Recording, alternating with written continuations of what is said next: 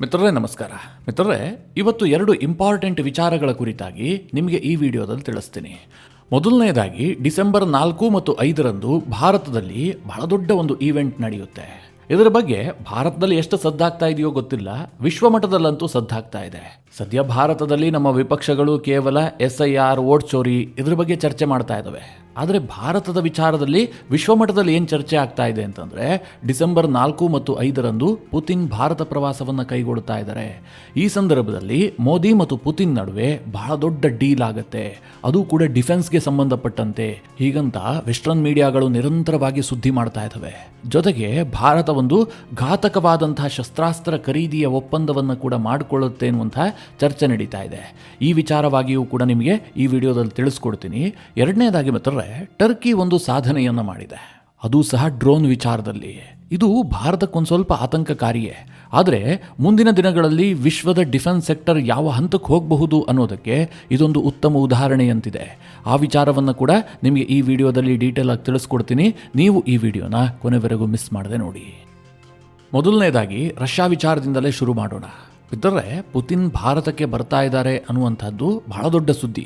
ಯಾಕೆ ಅಂತಂದರೆ, Putin Ukraine ಮೇಲೆ ಯುದ್ಧ ಆರಂಭಿಸಿದ ಬಳಿಕ ಇದುವರೆಗೆ ಹೆಚ್ಚಿನ ದೇಶಗಳಿಗೆ ಭೇಟಿ ಕೊಡ್ತಾ ಇಲ್ಲ.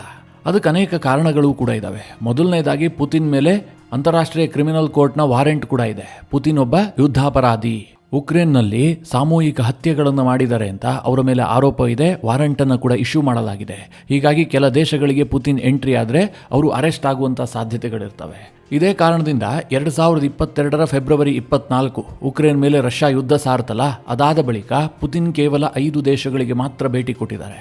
ಮೊದಲನೇದಾಗಿ ಬೆಲಾರೂಸ್ ಒಂದು ದೇಶ ಆಗಿದ್ರೂ ಕೂಡ ಅದು ರಷ್ಯಾದ ಒಂದು ರಾಜ್ಯ ಇದ್ದಂತೆ ಅಂತ ಹೇಳಿದ್ರೆ ತಪ್ಪಾಗ್ಲಿಕ್ಕಿಲ್ಲ. ಯಾಕೆಂದರೆ ಬೆಲಾರೂಸ್ ಕಂಪ್ಲೀಟ್ ಆಗಿ ರಷ್ಯಾವನ್ನೇ ಅವಲಂಬಿಸಿರುವಂತಹ ದೇಶ, ಬಹಳ ಆಪ್ತ ದೇಶ. ಹೀಗಾಗಿ ಪುತಿನ್ ಬೆಲಾರೂಸ್ಗೆ ಹೋಗಿದ್ದಕ್ಕೆ ದೊಡ್ಡ ಮಹತ್ವ ಇಲ್ಲ. ಇನ್ನು ತಜಕಿಸ್ತಾನ ಮತ್ತು ಕಿರ್ಗಿಸ್ತಾನಕ್ಕೂ ಕೂಡ ಪುತಿನ್ ಭೇಟಿ ಕೊಟ್ಟಿದ್ದಾರೆ. ಈ 2 ದೇಶಗಳು ಕೂಡ ಅಷ್ಟೇ USSRನ ಭಾಗಗಳಾಗಿದ್ವು, ಈಗಲೂ ಕೂಡ ರಷ್ಯಾದ ನೆರಳಿನಲ್ಲೇ ಇರುವಂತಹ ದೇಶ. ಹೀಗಾಗಿ ಈ 2 ದೇಶದ ಪುತಿನ್ ಭೇಟಿಗೂ ಕೂಡ ಅಷ್ಟು ಮಹತ್ವ ಇಲ್ಲ. ಇನ್ನು ಚೈನಾಗೆ ಭೇಟಿ ಕೊಟ್ಟಿದ್ರು, ಅದು ಕೂಡ SCO ಶೃಂಗಸಭೆಗಾಗಿ. ಏನು ಚೈನಾ ಜೊತೆಗೆ ದ್ವಿಪಕ್ಷೀಯ ಸಂಬಂಧವನ್ನು ವೃದ್ಧಿ ಮಾಡೋದಕ್ಕೋಸ್ಕರವಾಗಿ. ಯುದ್ಧ ಶುರುವಾದ ಮೇಲೆ ಪುತಿನ್ ಭೇಟಿ ಕೊಟ್ಟಿಲ್ಲ. ಇನ್ನು ಯುದ್ಧ ಶುರುವಾದ ಬಳಿಕ ಪುತಿನ್ ಭೇಟಿ ಕೊಟ್ಟಿದ್ದು ಅಮೆರಿಕಾಗೆ. ನಿಮಗೆಲ್ಲ ಗೊತ್ತೇ ಇದೆ, ಅಲಸ್ಕಾದಲ್ಲಿ ಟ್ರಂಪ್ ಮತ್ತು ಪುತಿನ್ ಭೇಟಿಯಾಗಿದ್ರು. ಆ ಮೀಟಿಂಗ್ಗೆ ಭಾರಿ ಮಹತ್ವ ಇದ್ರೂ ಕೂಡ ಅದರಿಂದ ಏನು ಔಟ್ಕಮ್ ಬಂದಿರಲಿಲ್ಲ. ಅಲಸ್ಕಾ ರಷ್ಯಾದ ಪಕ್ಕದಲ್ಲೇ ಇರುವಂತಹ ಅಮೆರಿಕದ ಒಂದು ಭೂಭಾಗ, ಅಲ್ಲಿಗೆ ಪುತಿನ್ ಭೇಟಿ ಕೊಟ್ಟಿದ್ರು. ಈ 5 ದೇಶಗಳನ್ನು ಬಿಟ್ಟರೆ ಪುತಿನ್ ಬೇರೆ ಯಾವುದೇ ದೇಶಕ್ಕೂ ಕೂಡ ಇದುವರೆಗೆ ಭೇಟಿ ಕೊಟ್ಟಿಲ್ಲ. ಆದರೆ ದ್ವಿಪಕ್ಷೀಯ ಸಂಬಂಧ ವೃದ್ಧಿಗೋಸ್ಕರವಾಗಿ ಯುದ್ಧ ಶುರುವಾದ ಬಳಿಕ ಮೊಟ್ಟ ಮೊದಲ ದೇಶಕ್ಕೆ ಭೇಟಿ ಕೊಡ್ತಾ ಇರುವಂತಹದ್ದೇ ಭಾರತಕ್ಕೆ. ಹೀಗಾಗಿ ವೆಸ್ಟರ್ನ್ ಮೀಡಿಯಾಗಳು ಈ ಭೇಟಿಯನ್ನು ಬಹಳ ಕುತೂಹಲದ ಕಣ್ಣಿನಿಂದ ನೋಡ್ತಾ ಇದ್ದಾವೆ. ಈಗಾಗಲೇ ಅನೇಕ ಆರ್ಟಿಕಲ್ಗಳನ್ನು ಕೂಡ ಅವರು ಪಬ್ಲಿಷ್ ಮಾಡ್ತಾ ಇದ್ದಾರೆ. ಅದರಲ್ಲೂ ಮುಖ್ಯವಾಗಿ ಉಕ್ರೇನ್ನ ಪತ್ರಿಕೆಗಳಂತೂ ಪ್ರತಿನಿತ್ಯ ಇದನ್ನು ಫೋಕಸ್ ಮಾಡ್ತಾ ಇದ್ದಾವೆ. ಭಾರತ ಮತ್ತು ರಷ್ಯಾದ ನಡುವೆ ಏನು ಒಪ್ಪಂದ ಆಗುತ್ತೆ, ಅವರು ಸಾಕಷ್ಟು ರಿಸರ್ಚ್ಗಳನ್ನು ಮಾಡಿ ಬಹಳ ಸೂಕ್ಷ್ಮವಾಗಿ ಗಮನಿಸಿ ಆರ್ಟಿಕಲ್ಗಳನ್ನು ಪಬ್ಲಿಷ್ ಮಾಡ್ತಾ ಇದ್ದಾರೆ. ಈ ನಡುವೆ ಚರ್ಚೆ ಆಗ್ತಿರುವ ಅಂಶ ಏನು ಕೇಳಿದ್ರೆ, ಪುತಿನ್ ಭಾರತ ಪ್ರವಾಸವನ್ನು ಕೈಗೊಳ್ತಾರಲ್ಲ ಡಿಸೆಂಬರ್ 4 ಮತ್ತು 5ನೇ ತಾರೀಕು. ಈ ಸಂದರ್ಭದಲ್ಲಿ ಡಿಫೆನ್ಸ್ ಕ್ಷೇತ್ರವನ್ನೇ ಹೆಚ್ಚು ಟಾರ್ಗೆಟ್ ಮಾಡಲಾಗುತ್ತೆ. ಭಾರತ ಮತ್ತು ರಷ್ಯಾದ ನಡುವೆ ಒಂದಷ್ಟು ಮಹತ್ವದ ಡಿಫೆನ್ಸ್ ಪ್ಯಾಕ್ಟ್ಗಳಾಗ್ತವೆ ಅಂತ ಊಹೆಯನ್ನು ಮಾಡಲಾಗ್ತಾ ಇದೆ. ನಿಮಗೆಲ್ಲ ಗೊತ್ತೇ ಇದೆ, Su-57 ವಿಚಾರದಲ್ಲಿ ಬಹಳ ದೊಡ್ಡ ಚರ್ಚೆ ನಡೀತಾ ಇದೆ. ಆದರೆ ಇದುವರೆಗೆ ಭಾರತ ಸರ್ಕಾರ ಅದರ ಬಗ್ಗೆ ಎಲ್ಲೂ ಕೂಡ ಸ್ಪಷ್ಟತೆಯನ್ನು ಕೊಟ್ಟಿಲ್ಲ. ಒಂದು ಹಂತದಲ್ಲಿ ನೋಡಿದ್ರೆ ಭಾರತ Su-57 ಖರೀದಿ ಮಾಡುತ್ತಾ ಇಲ್ವಾ ಅನ್ನೋದ್ರ ಬಗ್ಗೆ ಸಾಕಷ್ಟು ಡೌಟ್ ಕ್ರಿಯೇಟ್ ಆಗ್ತಾ ಇದೆ. ನಿಮಗೆ ನಿನ್ನೆ ಒಂದು ವಿಡಿಯೋದಲ್ಲಿ ನಾನು ತಿಳಿಸ್ಕೊಟ್ಟಿದ್ದೆ, ಫ್ರಾನ್ಸ್ನ ಸ್ಯಾಫ್ರಾನ್ ಕಂಪನಿ ಭಾರತಕ್ಕೆ ಫೈಟರ್ ಜೆಟ್ ಇಂಜಿನ್ ಟೆಕ್ನಾಲಜಿಯನ್ನು ಟ್ರಾನ್ಸ್ಫರ್ ಮಾಡ್ತೀವಿ.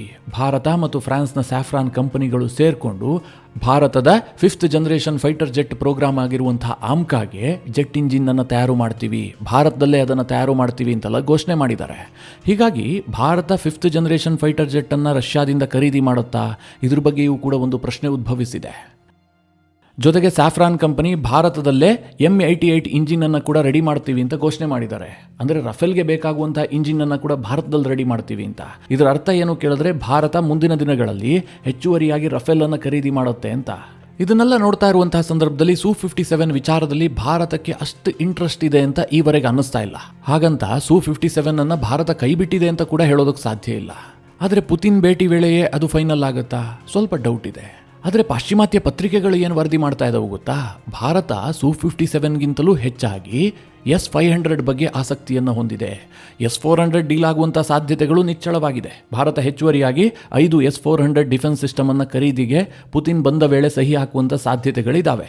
ಈ ಹಿಂದೆಯೇ ಭಾರತ 5 S-400 ಡಿಫೆನ್ಸ್ ಸಿಸ್ಟಮ್ ಅನ್ನು ಖರೀದಿ ಮಾಡಿತ್ತು. 3 ಈಗಾಗಲೇ ರಷ್ಯಾ ಸಪ್ಲೈ ಮಾಡಿದೆ. ಇನ್ನುಳಿದಂತಹ 2 ಸಿಸ್ಟಮ್ಗಳು ಕೂಡ ಭಾರತಕ್ಕೆ ಮುಂದಿನ ವರ್ಷದಲ್ಲಿ ಬರುತ್ತೆ.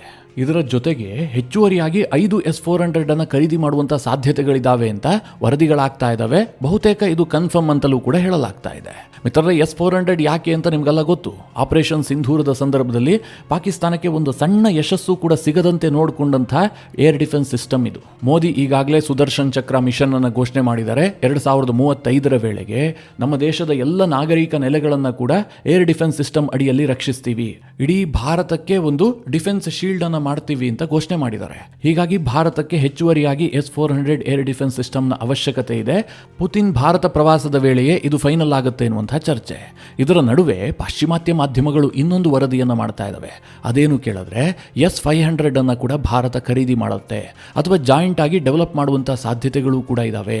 ಈ S-500 ಇದೆಯಲ್ಲ, ಇದು ಸ್ಯಾಟಲೈಟ್ಗಳನ್ನು ಕೂಡ ಹೊಡೆದಾಕುವಂಥ ಸಾಮರ್ಥ್ಯ ಇರುವಂಥ ಏರ್ ಡಿಫೆನ್ಸ್ ಸಿಸ್ಟಮ್, ಹೀಗಂತೆಲ್ಲ ಮಾಧ್ಯಮಗಳಲ್ಲಿ ಚರ್ಚೆ ಆಗ್ತಾ ಇದೆ. ಈಗ S-500 ಸ್ಯಾಟಲೈಟ್ಗಳನ್ನೆಲ್ಲ ಹೊಡೆದಾಕತ್ತೆ ಅನ್ನೋದಕ್ಕೆ ಯಾವುದೇ ಕನ್ಫರ್ಮೇಷನ್ ಇಲ್ಲ. ಆದರೆ ಒಂದು ವಾದ ಏನಿದೆ ಕೇಳಿದ್ರೆ, ಈಗ ಲೋ ಆರ್ಬಿಟ್ ಸ್ಯಾಟಲೈಟ್ಗಳಿದಾವಲ್ಲ, 300ರಿಂದ 500 ಕಿಲೋಮೀಟರ್ ರೇಂಜ್ನಲ್ಲಿ ಭೂಮಿಯನ್ನು ಸುತ್ತುತ್ತಾ ಇರುವಂತಹ ಸ್ಯಾಟಲೈಟ್ಗಳಿದಾವಲ್ಲ, ಇವುಗಳನ್ನು ಈಸಿಯಾಗಿ S-500 ಟಾರ್ಗೆಟ್ ಮಾಡುತ್ತೆ. ಅಂದರೆ ಭೂಮಿಯಿಂದಲೇ ಅಂತಹ ಸ್ಯಾಟಲೈಟ್ಗಳನ್ನು ಉಡಾಯಿಸುತ್ತೆ ಎನ್ನುವಂಥ ವಾದ ಇದೆ. ಮಿತ್ರರೇ, ಇದು ನಿಜವೇ ಆಗಿದ್ರೆ ಬಹಳ ದೊಡ್ಡ ವಿಚಾರ. ಪಾಕಿಸ್ತಾನದ ಬಳಿಯಲ್ಲಿರುವಂತಹದ್ದೇ ಒಂದು 8-9 ಸ್ಯಾಟಲೈಟ್ಗಳು, ಅದನ್ನೇ ಅವರು ಕಷ್ಟಪಟ್ಟು ಹಾರಿಸ್ಕೊಂಡಿದ್ದಾರೆ. ಅದನ್ನೆಲ್ಲ ಭಾರತ ಈಸಿಯಾಗಿ ಭೂಮಿಯಲ್ಲಿ ನಿಂತ್ಕೊಂಡೇ ಹೊಡೆದಾಕತ್ತೆ ಅಂತಂದರೆ ಪಾಕಿಸ್ತಾನದ ಪರಿಸ್ಥಿತಿ ಏನಾಗಬಹುದು ಅಂತ ಊಹೆ ಮಾಡಿಕೊಳ್ಳಿ. ಈ ಸ್ಯಾಟಲೈಟ್ ವಿಚಾರವನ್ನು ಬದಿಗಿಟ್ಟು S-500 ಅನ್ನು ನೋಡೋದಾದರೂ ಕೂಡ ಅದು ಅತ್ಯಾಧುನಿಕವಾದಂತಹ air defence system. Stealth fighter ಜೆಟ್ಗಳನ್ನು ಕೂಡ S-500 ಹೊಡೆದು ಹಾಕತ್ತೆ, ಅಷ್ಟು ಕೆಪಾಸಿಟಿ ಅದಕ್ಕಿದೆ ಎನ್ನುವಂಥ ಚರ್ಚೆಗಳಿದ್ದಾವೆ. ಜೊತೆಗೆ ಇದರ ರೇಂಜ್ ಬಂದ್ಬಿಟ್ಟು 500ರಿಂದ 600 ಕಿಲೋಮೀಟರ್. ಹೀಗಾಗಿ S-500 ಒಂದು ಅತ್ಯಾಧುನಿಕವಾದಂತಹ ಬಹಳ ಶಕ್ತಿಶಾಲಿಯಾದಂಥ ಏರ್ ಡಿಫೆನ್ಸ್ ಸಿಸ್ಟಮ್ ಆಗಿದೆ. ಇದರ ಖರೀದಿ ಒಪ್ಪಂದವೂ ಕೂಡ ಭಾರತಕ್ಕೆ ಪುತಿನ್ ಬಂದಂತಹ ಸಂದರ್ಭದಲ್ಲಿ ಚರ್ಚೆ ಆಗುತ್ತೆ. ಹೀಗಂತ ಭಾರತದ ಮಾಧ್ಯಮಗಳು ಹೆಚ್ಚಾಗಿ ಹೇಳ್ತಾ ಇಲ್ಲ, ಪಾಶ್ಚಿಮಾತ್ಯ ಮಾಧ್ಯಮಗಳು ಹೇಳ್ತಾ ಇದ್ದಾವೆ. ಮಿತ್ರರೇ, ನನ್ನ ಅನಿಸಿಕೆ ಏನು ಗೊತ್ತಾ, ಪುತಿನ್ ಭಾರತಕ್ಕೆ ಬಂದಂತಹ ಸಂದರ್ಭದಲ್ಲಿ ಏನೇನು ಡೀಲ್ ಆಗುತ್ತೆ, ಯಾವ್ಯಾವ ಡಿಫೆನ್ಸ್ ಒಪ್ಪಂದ ಆಗುತ್ತೆ, ಇದು ಯಾವುದರ ಬಗ್ಗೆಯೂ ಕೂಡ ಕನ್ಫರ್ಮ್ ಇಲ್ಲ. ಆದರೆ ಒಂದು ವಿಚಾರವನ್ನು ಕನ್ಫರ್ಮ್ ಆಗಿ ಹೇಳಬಹುದು. ಅದೇನು ಕೇಳಿದ್ರೆ, ಪುತಿನ್ ಭಾರತಕ್ಕೆ ಬಂದು ಹೋದ ಬಳಿಕ ಟ್ರಂಪ್ ಅವರ ಟ್ರೂತ್ ಸೋಷಿಯಲ್ ಅಂತೂ ಸಿಕ್ಕಾಪಟ್ಟೆ ಆಕ್ಟಿವ್ ಆಗುತ್ತೆ. ಚೈನಾದಲ್ಲಿ ಕ್ಸಿ ಜಿನ್ಪಿಂಗ್, ನರೇಂದ್ರ ಮೋದಿ ಮತ್ತು ಪುತಿನ್ ಒಟ್ಟಾಗಿ ಮೀಟ್ ಆದಂತಹ ಫೋಟೋಗಳು ರಿಲೀಸ್ ಆದ್ವಲ್ಲ, ತಕ್ಷಣ ಟ್ರಂಪ್ ಅವರಿಗೆ ಹೊಟ್ಟೆ ಹೊರಿ ಯಾವ ಮಟ್ಟಕ್ಕೆ ಏರಿತ್ತು ಅಂತಂದರೆ, ಟ್ರೂತ್ ಸೋಷಿಯಲ್ನಲ್ಲಿ ಮನಸ್ಸಿಗೆ ಬಂದಂತೆ ಕಮೆಂಟ್ ಹಾಕಿದ್ರು, ನಾವು ಭಾರತವನ್ನು ಕಳ್ಕೊಂಡ್ಬಿಟ್ವಿ, ಅವರು ಚೀನಾ ಜೊತೆಗೆ ಹೋಗ್ಬಿಡ್ಲಿ, ಹೀಗೆ ತಾನೊಂದು ದೇಶದ ಅಧ್ಯಕ್ಷ ಅನ್ನೋದನ್ನು ಮರೆತು ಬಿಟ್ಟು ಟ್ರಂಪ್ ಕಮೆಂಟ್ಗಳನ್ನು ಮಾಡಿದರು. ಈಗಲೂ ಸಹ ಅಷ್ಟೇ ಮಿತ್ರರೇ, ಪುತಿನ್ ಬಹಳ ದೊಡ್ಡ ನಿರೀಕ್ಷೆಯೊಂದಿಗೆ ಭಾರತ ಪ್ರವಾಸ ಕೈಗೊಳ್ತಾ ಇದ್ದಾರೆ. ಬೈಲ್ಯಾಟ್ರಲ್ ಮೀಟಿಂಗ್ ಆಗಿ ಅವರು ಬರ್ತಾ ಇರುವಂತಹದ್ದು. ಅದೂ ಅಲ್ಲದೆ ಪುತಿನ್ ಗುರಿ ಏನು ಕೇಳಿದ್ರೆ, 2030 ವೇಳೆಗೆ ಭಾರತ ಮತ್ತು ರಷ್ಯಾದ ನಡುವೆ ವ್ಯಾಪಾರ ನಡೆಯುತ್ತಲ್ಲ, ಇದು $100 ಬಿಲಿಯನ್ ರೀಚ್ ಆಗಬೇಕು ಅಂತ. 2030ಕ್ಕೆ ಇನ್ನೇನು ಬಹಳ ಸಮಯ ಇಲ್ಲ, ಕೇವಲ 4 ವರ್ಷಗಳು ಮಾತ್ರ ಇರೋದು. ಈ 4 ವರ್ಷದಲ್ಲಿ ಭಾರತ ರಷ್ಯಾದ ವ್ಯಾಪಾರ ಸಂಬಂಧ $100 ಬಿಲಿಯನ್ ಏರಿಕೆ ಆಗಬೇಕು ಅಂತಂದ್ರೆ ಭಾರತ ಹೇರಳವಾಗಿ ಡಿಫೆನ್ಸ್ ಉಪಕರಣಗಳನ್ನು ಖರೀದಿ ಮಾಡಬೇಕು, ಆಯಿಲ್ ಖರೀದಿಯನ್ನು ಕೂಡ ಜಾಸ್ತಿ ಮಾಡಬೇಕು. ಇದೆಲ್ಲ ಸಹಜವಾಗಿ ಟ್ರಂಪ್ ಅವರ ಕಣ್ಣು ಕೆಂಪಗಾಗಿಸುತ್ತೆ. ಇನ್ನೊಂದು ಮಿತ್ರರೇ, ಇದೇ ಸಂದರ್ಭದಲ್ಲಿ ಹೇಳಬೇಕು, ಟ್ರಂಪ್ ಪದೇ ಪದೇ ಕ್ಲೈಮ್ ಮಾಡ್ತಾ ಇದ್ದಾರಲ್ಲ, ಭಾರತ ನನಗೆ ಮಾತು ಕೊಟ್ಟಿದೆ ರಷ್ಯಾದಿಂದ ಆಯಿಲನ್ನು ಖರೀದಿ ಮಾಡೋದಿಲ್ಲ ಅಂತ, ಮುಂದಿನ ದಿನಗಳಲ್ಲಿ ರಷ್ಯಾದಿಂದ ಆಯಿಲ್ ಖರೀದಿಯನ್ನು ಭಾರತ ನಿಲ್ಲಿಸುತ್ತೆ, ಹೀಗೆಲ್ಲ ಹೇಳ್ತಾ ಇದ್ರಲ್ಲ. ಇದರ ಸತ್ಯಾಸತ್ಯತೆಯನ್ನು ಪರಿಶೀಲಿಸಿದ್ದೇ ಆದರೆ ಇದುವರೆಗೆ ಭಾರತ ರಷ್ಯಾದಿಂದ ಯಾವುದೇ ರೀತಿಯಲ್ಲೂ ಕೂಡ ಆಯಿಲ್ ಖರೀದಿಯನ್ನು ಕಡಿಮೆ ಮಾಡಿಲ್ಲ. ಅಕ್ಟೋಬರ್ ತಿಂಗಳಿನಲ್ಲಿ ಭಾರತ $2.5 ಬಿಲಿಯನ್ ಮೊತ್ತದ ಆಯಿಲನ್ನು ರಷ್ಯಾದಿಂದ ಖರೀದಿ ಮಾಡಿದೆ. ಇನ್ನು ನವೆಂಬರ್ ತಿಂಗಳಿನ ಡೇಟಾ ಏನಾದರೂ ಬಂದಿದ್ದೇ ಆದರೆ ನಿಮಗೆ ಪಕ್ಕಾ ಕನ್ಫರ್ಮ್ ಆಗುತ್ತೆ, ಭಾರತ ಆಯಿಲ್ ಖರೀದಿ ಕಡಿಮೆ ಮಾಡಿದೆಯೋ ಅಥವಾ ಜಾಸ್ತಿ ಮಾಡಿದೆಯೋ ಅಂತ. ಇದಿಷ್ಟು ಪುತಿನ್ ಭಾರತ ಪ್ರವಾಸದ ವಿಚಾರವಾದರೆ, ಈ ಟರ್ಕಿ ಸಾಧನೆಯ ಕುರಿತಾಗಿಯೂ ಕೂಡ ಚಿಕ್ಕದಾಗಿ ಹೇಳಿಬಿಡ್ತೀನಿ. ಇಷ್ಟು ದಿನ ಒಂದು ಫೈಟರ್ ಜೆಟ್ಗೆ ತನ್ನದೇ ಆದಂತಹ ಕಿಮ್ಮತ್ತಿತ್ತು. ಅದೇನು ಕೇಳಿದ್ರೆ, ಆಗಸದಲ್ಲಿ ಹಾರ್ತಾ ಇರುವಂತಹ ಒಂದು ಫೈಟರ್ ಜೆಟ್ಟನ್ನು ಇನ್ನೊಂದು ಫೈಟರ್ ಜೆಟ್ಟೇ ಉರುಳಿಸಬೇಕಾಗಿತ್ತು. ಇಲ್ಲದೆ ಹೋದರೆ ಭೂಮಿಯಲ್ಲಿರುವಂತಹ ಯಾವುದಾದ್ರೂ ಏರ್ ಡಿಫೆನ್ಸ್ ಸಿಸ್ಟಮ್ ಅದನ್ನು ಹೊಡೆದು ಹಾಕಬಹುದಾಗಿತ್ತು. ಆದರೆ ಟರ್ಕಿ ಎಂತಹ ಸಾಧನೆ ಮಾಡಿದೆ ಗೊತ್ತಾ, ಫೈಟರ್ ಜೆಟ್ಗಳನ್ನೇ ಉರುಳಿಸಬಲ್ಲಂತಹ ಡ್ರೋನ್ ಅನ್ನು ಕಂಡುಹಿಡಿದಿದೆ, ಅದನ್ನು ಟೆಸ್ಟ್ ಕೂಡ ಮಾಡಿದೆ, ಈಗ ಅದರ ಬಗ್ಗೆ ಘೋಷಣೆಯನ್ನು ಕೂಡ ಮಾಡಿದೆ. ಮಿತ್ರರೇ, ಇದು ಸಣ್ಣ ಸಾಧನೆಯಲ್ಲ. ಸದ್ಯ ಟರ್ಕಿ ಬೈರೆಕ್ಟರ್ ಕಿಜಿಲೇಮಾ ಅನ್ನುವಂಥ ಒಂದು ಡ್ರೋನ್ ಅನ್ನು ಅಭಿವೃದ್ಧಿ ಮಾಡಿದೆ. ಇದು ಏರ್ ಟು ಏರ್ ದಾಳಿ ಮಾಡುವಂತಹ ಕ್ಷಮತೆಯನ್ನು ಹೊಂದಿದೆ. ಯಾವ ಮಟ್ಟಿಗೆ ಅಂತಂದ್ರೆ, ಆಗಸದಲ್ಲಿ ಒಂದು ಫೈಟರ್ ಜೆಟ್ ಹಾರ್ತಾ ಇದ್ರೆ ಈ ಬೈರೆಕ್ಟರ್ ಡ್ರೋನ್ ಇದೆಯಲ್ಲ, ಇದು ಶತ್ರು ಪಡೆಯ ಆ ಫೈಟರ್ ಜೆಟ್ ಅನ್ನ ಡಿಟೆಕ್ಟ್ ಮಾಡುತ್ತೆ. ಜೊತೆಗೆ ತಾನೇ ಏರ್ ಟು ಏರ್ ಮಿಸೈಲ್ ಅನ್ನ ಕೂಡ ಲಾಂಚ್ ಮಾಡುತ್ತೆ. ಇಷ್ಟು ದಿನ ಡ್ರೋನ್ಗಳನ್ನು ಕೇವಲ ಏರ್ ಟು ಗ್ರೌಂಡ್ ಮಿಸೈಲ್ ಅನ್ನು ಲಾಂಚ್ ಮಾಡೋದಕ್ಕೆ ಬಳಸಲಾಗ್ತಾ ಇತ್ತು ಅಥವಾ ಸರ್ವಿಲೆನ್ಸ್ಗೆ ಬಳಸಲಾಗ್ತಾ ಇತ್ತು. ಇನ್ನು ಕೆಲ ಸೂಸೈಡ್ ಡ್ರೋನ್ಗಳು ಕೂಡ ಇದ್ವು. ಈ ಡ್ರೋನ್ಗಳು ತಾನೇ ಹೋಗಿ ಆತ್ಮಹತ್ಯೆ ಮಾಡಿಕೊಂಡು ಶತ್ರು ಪಡೆಗೆ ಹಾನಿ ಮಾಡ್ತಾ ಇದ್ವು. ಈ ರೀತಿಯ ಡ್ರೋನ್ಗಳು ನಮಗೆ ನೋಡೋದಕ್ಕೆ ಸಿಗ್ತಾ ಇದ್ವು. ಆದರೆ ಮೊಟ್ಟ ಮೊದಲ ಬಾರಿಗೆ Turkey air to air missile ಅನ್ನು ಲಾಂಚ್ ಮಾಡುವಂತಹ ಬೈರೆಕ್ಟರ್ ಡ್ರೋನ್ ಅನ್ನು ಕಂಡುಹಿಡಿದಿದೆ. ಇದರಿಂದ ಏನಪ್ಪ ಲಾಭ ಅಂತಂದ್ರೆ, ಈ ಫೈಟರ್ ಜೆಟ್ಗಳ ಕಾಸ್ಟ್ ಜಾಸ್ತಿ. ಎರಡನೇದಾಗಿ ಮಿತ್ರರೇ, ಫೈಟರ್ ಜೆಟ್ಗಳನ್ನು ಮಾನವನೇ ಚಲಾಯಿಸಬೇಕು, ಅದಕ್ಕೊಬ್ಬ ಪೈಲಟ್ ಬೇಕು. ಆದರೆ ಯುದ್ಧದಂತಹ ಸ್ಥಿತಿಯಲ್ಲಿ ಪೈಲಟ್ನ ಜೀವ ಯಾವಾಗಲೂ ಕೂಡ ಆಪತ್ತಿನಲ್ಲೇ ಇರುತ್ತೆ. ಯಾವಾಗ ಬೇಕಾದರೂ ಶತ್ರು ಪಡೆ ಆ ಒಂದು ಫೈಟರ್ ಜೆಟ್ ಮೇಲೆ ದಾಳಿ ಮಾಡಿ ಅದನ್ನು ಕೆಡವಬಹುದು. ಆದರೆ ಒಂದು ಡ್ರೋನ್ ಫೈಟರ್ ಜೆಟ್ ಮಾಡುವಂತಹ ಎಲ್ಲಾ ಕೆಲಸ ಮಾಡುತ್ತೆ ಅಂತಂದ್ರೆ ಅಲ್ಲಿ ಯಾವುದೇ ಪೈಲಟ್ನ ಬಳಕೆಯೇ ಇರೋದಿಲ್ಲ. ಎಲ್ಲೋ ದೂರದಲ್ಲೇ ಕೂತ್ಕೊಂಡು ಅದನ್ನ ಕಂಟ್ರೋಲ್ ಮಾಡಬಹುದು. ಅಂದ್ರೆ ಯುದ್ಧದ ಮಾದರಿಯೇ ಬದಲಾಗಿ ಹೋಗ್ಬಿಡುತ್ತೆ. ಸದ್ಯ ಟರ್ಕಿ ನಾವು ಈ ಸಾಧನೆಯನ್ನ ಮಾಡಿದೀವಿ ಅಂತ ಹೇಳ್ತಾ ಇದೆ. ಭಾರತಕ್ಕಿದೇನು ಬಹಳ ಖುಷಿಯ ಸುದ್ದಿ ಅಲ್ಲ. ಯಾಕೆಂದರೆ ಟರ್ಕಿ ಪಾಕಿಸ್ತಾನಕ್ಕೆ ಅತ್ಯಂತ ಆಪ್ತವಾದಂತಹ ದೇಶ, ಪಾಕಿಸ್ತಾನಕ್ಕೆ ಶಸ್ತ್ರಾಸ್ತ್ರವನ್ನು ಕೊಡುವಂತಹ ದೇಶ.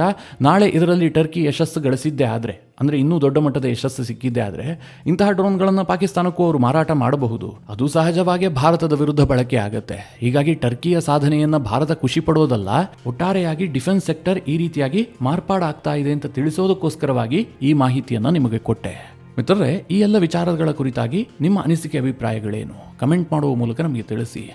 ಹಾಗೆ ನಿಮಗೆ ಈ ವಿಡಿಯೋ ಇಷ್ಟವಾದರೆ ಲೈಕ್ ಮಾಡಿ. ಜೊತೆಗೆ ನೀವಿನ್ನೂ ನಿಮ್ಮ ನೆಚ್ಚಿನ ಸಂಸ್ಕಾರ ಸೌರಭ ಯೂಟ್ಯೂಬ್ ಚಾನಲ್ನ ಸಬ್ಸ್ಕ್ರೈಬ್ ಮಾಡಿಲ್ಲ ಅಂತಾದರೆ ಈ ಕೂಡಲೇ ಸಬ್ಸ್ಕ್ರೈಬ್ ಮಾಡಿ. ಮುಂದಿನ ಎಲ್ಲ ಅಪ್ಡೇಟ್ಗಳ ನೋಟಿಫಿಕೇಷನ್ಗಾಗಿ ಬೆಲ್ ಐಕಾನ್ ಒತ್ತಿ.